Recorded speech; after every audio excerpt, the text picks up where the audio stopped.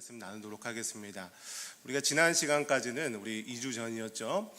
베드로 전서에 대해서 이렇게 말씀을 나눴는데 이번 주부터는 우리 베드로 후서 말씀을 가지고 또 귀한 말씀 나누려고 합니다. 여러분, 베드로 전서와 후서는 기록한 목적과 이유가 다릅니다. 먼저 베드로 전서는요, AD 64년 정도에 쓰여졌어요. 그 당시에는요, 초대교회 성도들이 외부로부터 많은 공격을 받고 있었어요. 로마로부터 정치적인 압박을 받고 있었던 것이죠. 당시에 로마 황제가 여러분 잘 아시는 네로 황제입니다. 네로 황제 아시죠? 이 네로 황제가 갑자기 시상에 떠오르지 않는다고 왕궁에다가 불을 지른 거예요. 근데 그 불을 지는 방화범이 그리스도인들이다라고 누명을 씌워버립니다. 그리고 그리스도인들은 그냥 무조건 잡아 가두는 거죠. 그리고 짐승의 탈을 씌워서 원형 경기장에 몰아넣고 엄청난 그런 만행을 저지르게 되는 것이죠. 이런 엄청난 시련 가운데 성도들을 격려하고 위로하는 성경이 베드로 전서였어요. 이 고난 가운데 어떻게 대처해야 되고 어떤 원리를 가지고 신앙생활을 해야 되는지 기록한 성경이 바로 베드로 전서였습니다. 이렇게 베드로 전서가 기록되고 나서 3년이란 시간이 흘렀어요. AD 67년경에 다시 한번 베드로가 쓴 편지가 오늘 베드로 후서입니다. 여러분, 그런데 이 3년이란 기간 동안에 여러분 믿음을 가지고 고난 가운데 참으십시오, 고난을 기뻐하십시오 이렇게 격려했지만 그 고난이 계속해서 지속이 된 거예요. 여러분, 3년이라는 시간 동안 고난이 지속됐을 때 어떠한 마음이 들겠습니까? 우리 남자 형제들은 군대 갔다 오신 분들은 아실 거예요. 군대 요즘엔 얼마입니까? 한 2년 안 되죠. 1년 8개월? 어느 정도 되죠? 네, 그 기간 동안이 얼마나 길게 느껴져요. 밖에 있는 사람은 시간이 빨리 가지만 군대에 있는 사람은 시간이 그렇게 안 가잖아요. 여러분, 이 베드로 전서가 기록된 그 당시에 고난 가운데 이겨내려고 했지만 3년이라는 기간 동안 그 고난이 계속해서 지속이 된 것입니다. 그러다 보니까 믿음의 사람들이 점점 그 믿음이 흔들리기 시작한 거예요. 아니, 베드로 이 사람 믿어도 되는 건가? 이 사람 예수님께서 오신다고 했는데 왜 오시지 않는 거지? 곧 오실 것 같은데 전혀 오실 것 같은 그런 기미가 보이지 않는 가운데 고난은 계속되는 거예요. 여러분, 이런 상황 가운데 교회 내부적으로 거짓 교사들이 등장을 하기 시작합니다. 너희 베드로가 믿음으로만 구원받는다고 했는데 정말 그럴 것 같아? 그게 아니야. 이런 것들을 너희가 더해야 돼. 그러면서 교회 내부적으로 여러 가지 이단적인 세력과 거짓 교사들이 믿음의 사람들을 흔들리기 시작한 거예요. 그러다 보니까 여러분, 고난이 지속되다 보면요, 사람이 마음이 지치기 시작해요. 그냥 다 포기하고 싶은 상황이 벌어지게 되는 것이죠. 그런 가운데 이렇게 하면 될 거야, 저렇게 하면 될 거야, 그런 거짓 교사들의 가르침을 받고 훅 하고 넘어가게 되는 거예요. 그래서 베드로 후서는요, 이런 내부적인 문제가 있고 혼란스러운 성도들에게 편지하는 내용이 바로 이 베드로 후서라는 거예요. 저는 이 베드로 후서의 상황이 어떻게 보면 우리 청년들의 상황하고, 청년들이 닥치고 있는 상황하고 너무 비슷한 것을 느껴요. 물론 지금의 우리 청년들은 이렇게 육체적인 고난은 그렇게 많지는 않죠. 그러나 정신적으로, 환경적으로 우리 청년들이 살아가고 있는 세상에 얼마나 힘듭니까? 힘든 상황들을 다 나열할 수도 없을 정도로 우리 청년들의 상황이 너무나도 힘든 상황인 걸 알 수 있죠. 그 가운데 그래도 교회 다니는 우리 청년들은요, 믿음으로 살아가려고 발버둥을 치는 거예요. 근데 어떻습니까? 세상 가운데 믿음으로 살아가는 것이 쉽습니까? 그렇지 않은 거예요. 믿음으로 살아가려고 했지만 넘어지고 또 쓰러지는 겁니다. 20년, 30년 말씀 가운데 살아가려고 했지만 말씀대로 안 되는 경우가 너무 많은 거죠. 또한 교회에 대한 실망, 목회자에 대한 실망, 교회 어른들에 대한 실망이 이어지다 보니까 전도하기는커녕 내 믿음 하나 지키는 것도 어려운 상황이 되어버렸다는 것이에요.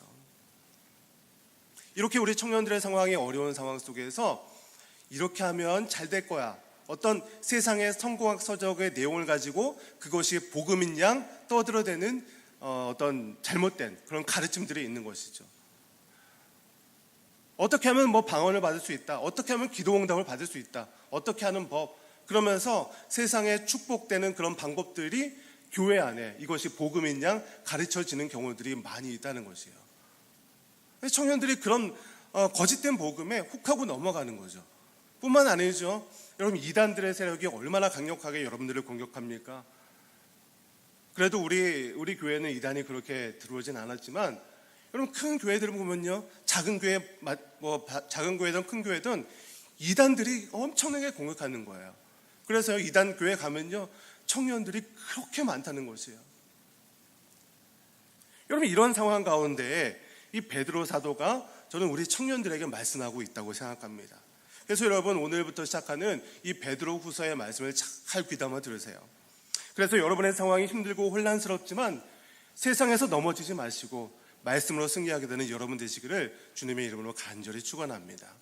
여러분, 오늘 본문 말씀 다시 1절 말씀을 다시 한번 읽어보겠습니다. 우리 1절입니다. 시작. 예수 그리스도의 종이며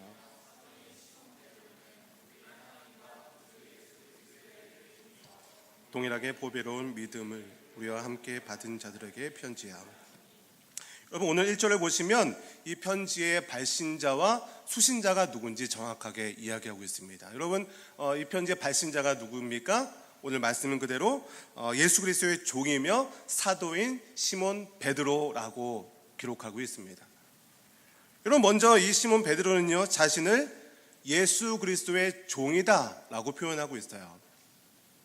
여러분, 종이라는 것은요, 조금 더 원문의 의미를 살려서 번역하면 노예를 얘기하는 거예요. 여러분, 당시의 노예는요, 주인의 소유물이에요. 이 노예는요, 그래서 소유물의 노예는요, 자신의 주관적인 생각과 자신의 뜻이 중요한 것이 아닙니다. 주인의 생각과 주인의 뜻대로 움직여야만 하는 존재가 바로 이 노예, 종이라는 것이에요. 제가 신학교 다닐 때 나는 과연 누구인가 라는 것에 대해서 굉장히 많이 고민을 했던 것 같아요. 나란 존재가 과연 누구이기에, 제가 신학교 다니면서 좀 방황을 했잖아요. 나란 존재가 과연 누구이기에 신학교까지 왔다가 다시 세상 속에 방황하게 하시고, 그것으로 모자라도 다시 신학교에 불러들이게 하신 것.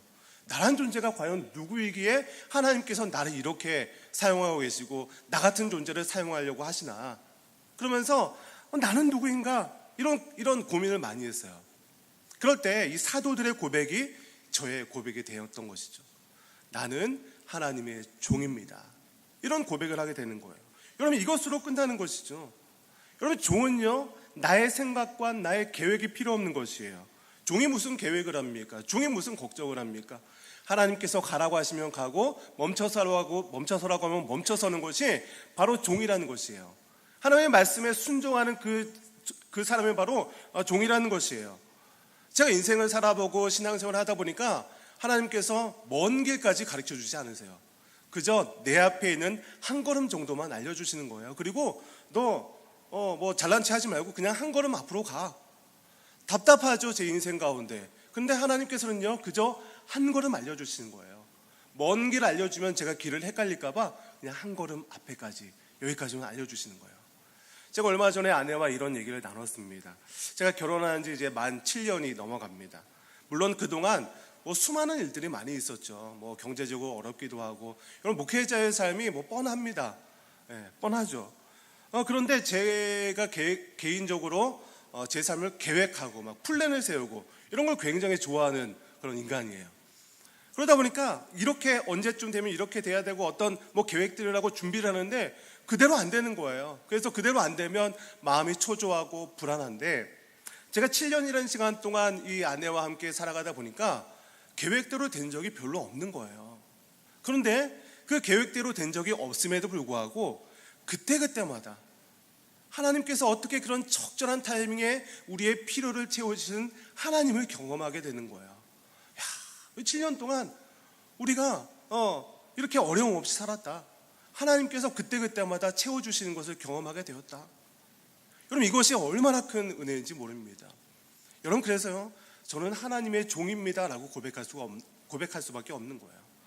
만약에 여러분, 하나님께서 여러분에게 Who am I? 당신은 누구입니까? 라고 하나님께서 여러분에게 질문하신다면 여러분은 누구라고 대답을 하시겠습니까? 여러분, 그 하나님에 대한 그 질문에 대답을 준비하는 여러분 되시기 바랍니다. 여러분, 하나님께서는 이렇게 베드로 자신을 나는 하나님의 종입니다 라고 표현하는 동시에 나는 사도입니다 라고 표현을 하고 있어요. 여러분, 사도는요 보냄을 받은 자라는 그런 뜻을 갖고 있어요. 보냄을 받은 자. 그러니까 베드로는 예수 그리스도로부터 복음을 전하기 위해서 보냄을 받은 자다라고 이야기하고 있는 거예요. 여러분, 이 자신에 대한 정의, 이것이 굉장히 중요합니다. 여러분, 요셉의 이야기가 있죠. 요셉의 이야기. 이 요셉의 이야기가요, 한간에는 요셉이 꿈을 꿔서 애굽의 총리가 되었다. 그러면서 인생의 역전 스토리, 인생의 성공 스토리로 소개되기도 하지만 그것은 잘못된 것이에요. 여러분, 요셉이 애굽의 국무총리가 되었지만 그는 그 당시에 인생의 의미가 무엇인지 잘 알지 못했습니다. 여러분, 그러나 형들이 이 곡식을 구하기 위해서 애굽의 총리, 이 동생 요셉에게 찾아왔을 때 그때서야 하나님께서 왜 나를 이곳에 보낸지 알게 된 거예요.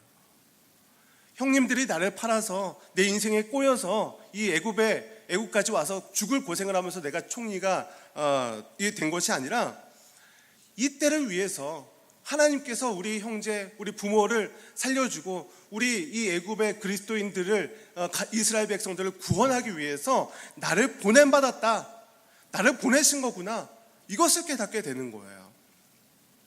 여러분, 예배 가운데 이제 예배를 드리고 여러분 캠퍼스로 돌아갑니다. 여러분 직장으로 돌아가시게 되시죠. 여러분 알바 자리로 돌아가게 되죠. 그러나 그 자리에서 이런 의식을 갖고 있어야 되는 거예요. 나는 이곳에 보냄을 받은 자구나. 내가 시험 성적이 조금 모자라서 내가 이 캠퍼스밖에 못 간 것이 아니라, 내가 다른 사람보다 스펙이 모자라서 이 직장밖에 못 간 것이 아니라, 나는 이곳에, 이 캠퍼스에, 이 직장에, 이 알바 자리에 하나님께서 나를 보내신 거구나. 이 나에 대한 그런 정체성이 회복돼야 되는 것이에요. 여러분, 그런 생각을 하면요, 이 캠퍼스를 바라보는 이 시야가 달라지는 거예요. 이 회사를 바라보는 이 눈빛이 달라지게 되는 것이죠. 억지로 하는 것이 아니라 내가 사명감을 가지고 그곳에 임하게 되는 것이죠. 예수님께서는요, 그것을 위하여 여러분들을 그 장소, 거기에 지금 보내셨다는 것입니다. 여러분, 그 사실을 믿으시기를 주님의 이름으로 간절히 축원합니다. 여러분, 이렇게 베드로는요, 발신자 자신을 예수 그리스도의 종이요 사도라고 고백을 하고 있습니다. 계속해서 베드로는요, 이 편지의 수신자, 이 편지를 받는 사람들이 누군지에 대해서 소개하고 있어요. 여러분, 그런데 이 수신자를 소개할 때 이 베드로의 성격답지 않게 굉장히 좀 복잡하게 설명을 하고 있습니다. 베드로 성격이 되게 단순하고 다혈질이고, 그런데 이 베드로 후서에서는 굉장히 좀 문장이 좀 복잡해요. 1절 말씀을 다시 한번 읽어보겠습니다. 시작. 예수 그리스도의 종이며 사도인 시몬 베드로는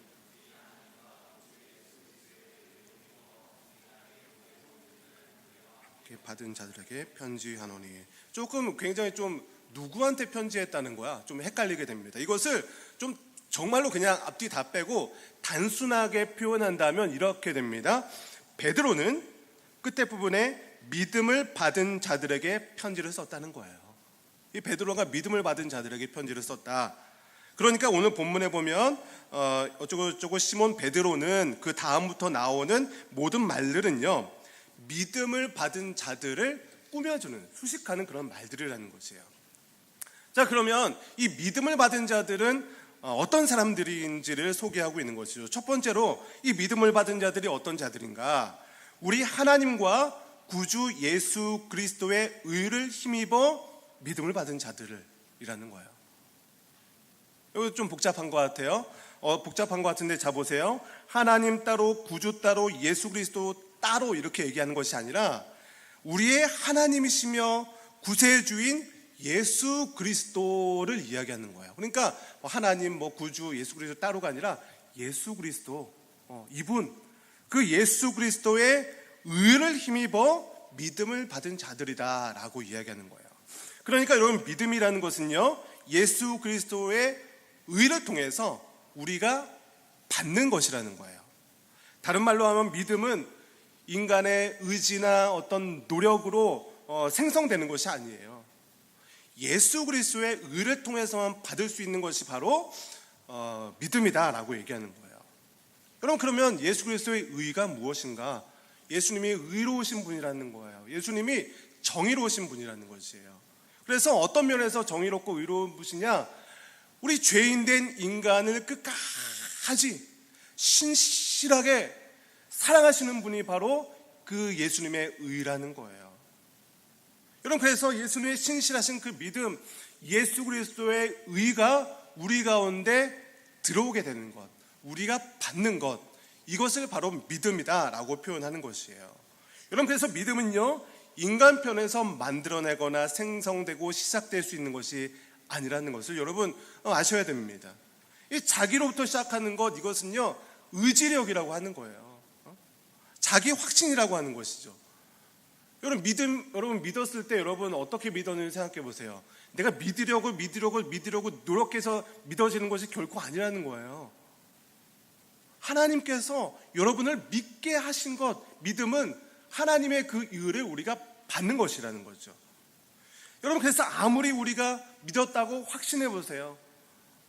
나는 하나님의 종이고 나는 예수 그리스도의 종이라는 건 나는 확신이 있어. 이 확신이 인간 편에서의 확신이라면 그 확신은 언젠가 확신이 사라지게 될 수도 있는 거예요. 그렇지 않습니까? 사람의 굴곡이 있잖아요. 믿음의 굴곡도 있잖아요. 그러면 그때마다 인간 편에서 그런 자기 확신이나 의지력은요 없어질 수 있다는 것입니다. 그래서 여러분, 믿음이라는 것은요, 내 믿음, 내가 어떤 것을 하고 내가 얼마나 잘 믿고 있나, 지금 내 상태가 중요한 것이 아니라 믿는 대상이 중요하다는 것이에요. 여러분, 우리가 믿는 대상이 누굽니까? 신실하신 그 하나님 예수 그리스도라는 것이에요. 우리가 죄악 가운데 있음에도 불구하고 변함없이 2000년 전에도 지금에도 어제나 오늘이나 내일에도 동일하게 죄인된 여러분을 사랑하시는 그 예수 그리스도의 의, 이 예수 그리스도를 믿는 것이 바로 우리의 의가 되었다는 것입니다. 두 번째로요, 믿음을 받는 사람들이 어떤 사람들인가? 동일하게 보배로운 믿음을 우리와 함께 받은 자들이라는 것입니다. 여러분, 믿음이 무엇이었어요? 내가 믿는 믿음이 아니라 예수 그리스도의 의를 통해서 받는 믿음. 이 당신들은 이 동일한 보배로운 믿음을 우리와 함께 받은 자들이라는 것이에요. 여러분, 왜 베드로 사도가 지금 내가 믿는 그 하나님과 당신들이 믿는 그 하나님이 동일한 믿음을 받았다, 왜 당신들과 이 베드로를 동일시하고 있을까요? 당시에 제가 거짓 교사들이 이 교회 안에 막 들어왔다고 했잖아요.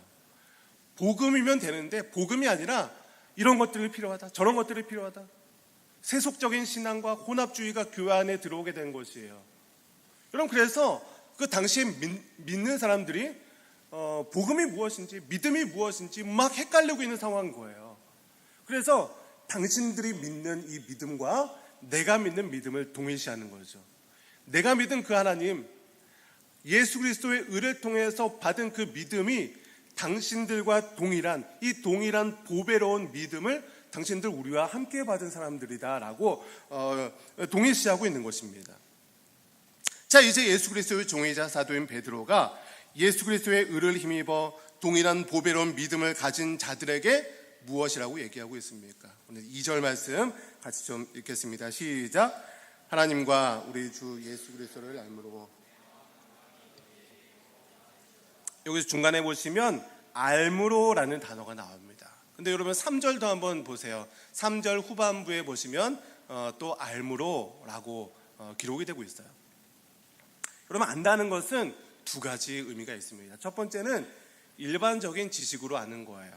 어떤 사물에 대해서 단순하고 지식적인 어떤 그런 이해를 말하는 것이죠. 여러분 중에 제가 어떤 한 분을 그냥 안다고 해보세요. 제가 조서연을 압니다. 조서연 어떤 사람이니까 조서연? 찬양팀을 하고 고등부 교사이기도 하고 생일이 언제고 어느 학교를 나왔고 이렇게 여러분 서연에 대해서 알 수 있죠. 이거는 어떤 겁니까?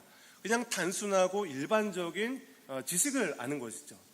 여러분, 그런데 두 번째 알물은요, 더 온전하고 깊은 알물 이야기하는 거예요. 여러분, 이것은요 관계를 통해서, 잦은 만남을 통해서 더욱 풍성해지는 거예요. 제가 서연이라고 만나서 많은 이야기를 합니다. 상담을 하고 어떤 고민을 들어봅니다. 그러면 서연에 대해서 더 깊이 알아가게 되는 거죠. 저 찬양하면서 기뻐하는 그 미소가 어떤 의미를 갖고 있는지, 저 눈물이 어떤 의미를 갖고 있는지 더욱더 깊이 알아가게 되는 거죠. 여러분, 여기서 오늘 본문에서 우리 구주 예수를 알므로라고 했을 때 그 알므로는 두 번째 알을 이야기하는 것입니다. 어떤 알이에요? 예수님, 이 예수님을 우리가 자주 만나고 찬양하는 가운데, 예배하는 가운데, 말씀을 읽는 가운데, 말씀대로 살아가려고 노력하는 가운데 예수 그리스도를 자주 만나는 것이죠. 자주 만나다 보면 좋은 관계를 형성하게 되지 않습니까? 그래서 지금 오늘 본문에서 알므로라는 단어는요, 예수 그리스도를 이렇게 깊이 알아가는 그 알을 이야기하고 있는 것이죠. 그래서 우리가 주 예수 그리스도를 알아간다, 수신자들에게 당신들은 예수 그리스도를 더 깊이 알아가십시오라고 오늘 본문에서 이야기하고 있는 것입니다. 여러분, 이렇게 예수 그리스도를 더 깊이 알아갔을 때 주어지는 것이 무엇인가? 은혜와 평강이 더욱 많아질 것이다 라고 이야기하고 있다는 것이에요. 여러분들이 지금 신앙생활 가운데 은혜가 떨어졌습니까? 평강이 떨어졌습니까? 혹시 그렇다면 여러분 예수 그리스도를 알아가는 그 삶에서 떨어졌다는 그런 의미를 얘기하는 것이에요. 여러분, 은혜와 평강이 어디서부터 옵니까?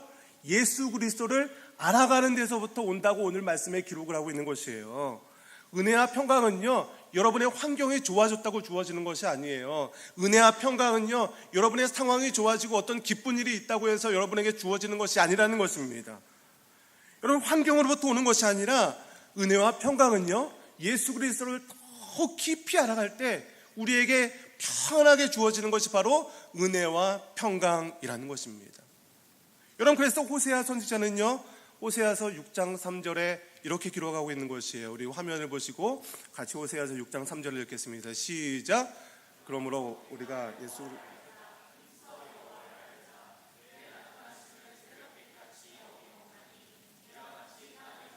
늦은 비와 같이 우리에게, 그러므로 우리가 여호와를 알자, 힘써 알자라고 호세아 선지자가 외치고 있는 것이에요. 여러분, 우리가 여호와를 알아가는데 여러분 지금 어떠한 노력을 하고 계십니까? 어떠한 기도를 하고 계시고 여러분의 하루 일상생활 가운데 여호와를 깊이 알아가는 그 시간을 얼마나 배치하고 있습니까? 성경책 훑어보는 시간이 얼마나 되냐는 거예요. 성경책은 고사하고 기도는 얼마나 하냐는 거예요. 우리의 기도가 식기도 위주로 이루어진다면 우리의 신앙생활, 여호와를 알아가는 것, 이것이 어떻게 우리의 신앙생활 가운데 있을 수 있겠습니까? 우리는요, 여호와를 깊이 알아가는 거에 노력을 해야 되는 것이에요. 만약에 여러분의 하루에 24시간 동안에 정말로 여호와를 알아가는 시간이 만약에 없다면 단 5분이라도, 아니 단 3분이라도, 아니 단 1분이라도 여호와를 알아가는데 노력하게 되는 여러분 되시기 바랍니다. 이렇게 여호와를 깊이 알아갈 때 주어지는 것이 은혜와 평강인데 3절에서는요 또 다른 표현을 하고 있습니다. 우리 3절 말씀 같이 읽어보겠습니다. 시작. 그의 신기한 모든 것을 우리에게 주셨으니 이는 자기의 영광과 덕으로서 우리를 부르신 알므로 말미암아. 여러분, 그의 신기한 능력으로 생명과 경건에 속한 모든 것을 우리에게 주신다고 말씀하고 있다는 것이에요. 생명과 경건에 속한 모든 것을 우리에게 주는데 어떻게 할 때 우리에게 그것을 주신다고 말씀하고 있는 거예요? 맨 끝에 우리를 부르신 이를 알 때, 알아갈 때 이 생명과 경건에 속한 모든 것을 우리에게 더해 주신다고 말씀하고 있다는 것이에요. 여러분, 이 말씀은요, 우리가 여호와를 알아갈 때 세상 가운데 성공하게 된다, 이 얘기를 하는 것이 아닙니다. 우리가 여호와를 알아갈 때 시험 성적이 오른다, 좋은 회사에 취업하게 된다, 이것을 얘기하는 것이 아닙니다. 여기서 말하는 생명은요, 헬라어로 조에라고 얘기합니다. 한번 따라해 볼까요? 조에. 이 조에는요, 이 영적인 생명을 이야기하는 거예요. 우리 안에 살아계신 예수 그리스도가 들어왔을 때 이 세상에서 줄 수 없는 그 영원한 생명이 우리 가운데 들어오게 된다는 것입니다.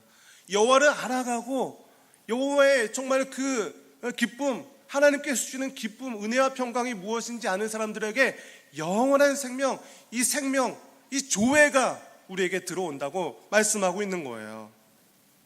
이 세상에 썩어 없어질 것을 떠나 영적으로 승리하는 삶을 살아가게 된다라고 이야기하고 있다는 것이에요. 계속해서 4절을 읽어보겠습니다. 시작. 이로써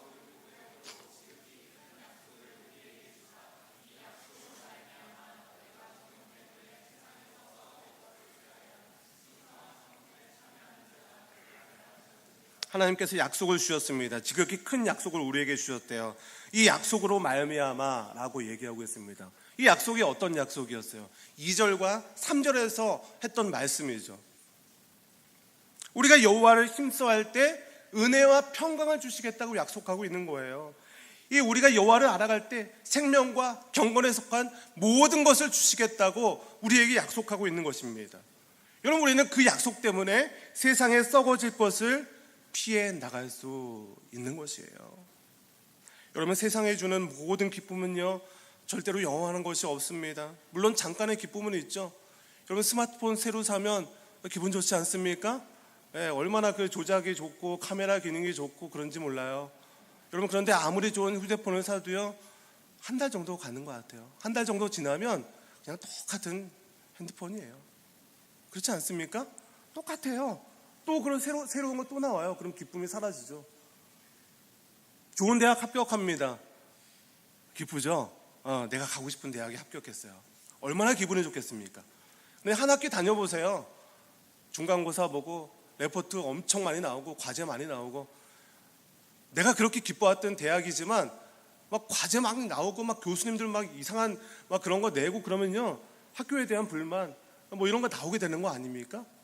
그럼 좋은 직장 취업해 보세요. 얼마나 기쁩니까? 여러분, 그런데 그렇게 가고 싶었던 꿈의 직장에 들어갔음에도 불구하고 어느 정도 다녀보세요. 업무에 대한 스트레스, 회사에 대한 스트레스, 이 상사에 대한 스트레스. 여러분, 그 기쁨이 그렇게 오래가지 않는 것입니다. 여러분, 그런데 인간은요, 그 잠깐의 기쁨 때문에 그것을 얻지 못해서 그것을 쫓아가는 삶을 살아가고 있는 것 아닙니까? 여러분, 그러나 우리가 여호와를 힘써 알아갈 때 그렇게 세상에서 썩어질 것을 피할 수 있는 것입니다. 여러분, 사람에게는요, 세 가지 성품이 있다고 합니다. 첫 번째는요, 짐승의 성품인 수성입니다. 두 번째 성품은 인간의 성품인 인성이에요. 세 번째 성품은 하나님의 성품인 신성입니다. 이 세 가지 성품이 우리 사람 안에 다 들어있는 거예요. 그런데 우리가 짐승처럼 이 수성이 강해지면 그냥 우리의 인생이 짐승처럼 살아가는 거예요. 그냥 뭐 먹고 살기 좋아하고 그냥 욕심대로 살아가고 정욕대로 살아가고, 그런 인생은요, 짐승 같은 인생이에요. 여러분, 그런데 내가 좀 인간처럼 살아가고 싶은 사람들이 노력을 하죠. 그래도 내가 선하게 살아야지, 착하게 살아야지, 베풀면서 살아야지. 이런 사람들은 인성을 가지고 살아가는 사람들이죠.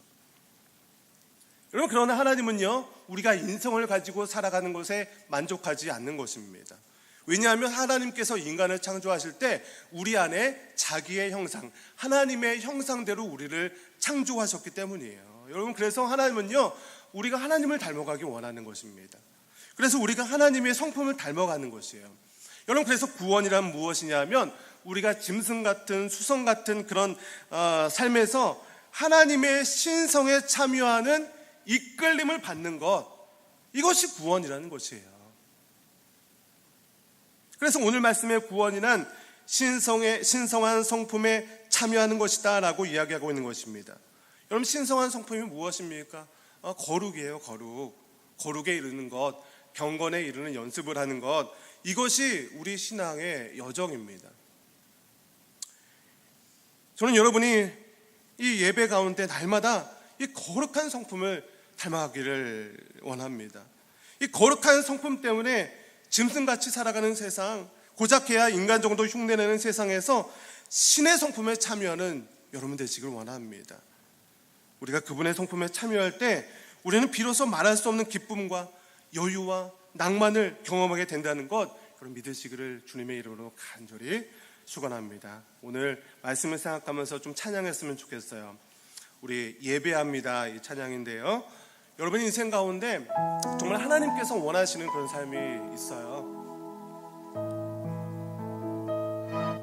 여러분 그것을 발견하시고 여러분 일터 가운데, 캠퍼스 가운데, 여러분의 일자리 가운데, 또한 가족 가운데 그 하나님께서 원하시는 삶을 살아가기 원합니다. 그 원하시는 삶은요, 우리가 예수 그리스도를 힘써 알아갈 때 주어진다는 것입니다. 말씀 가운데, 예배 가운데 그 예수님을 알아가기 원합니다.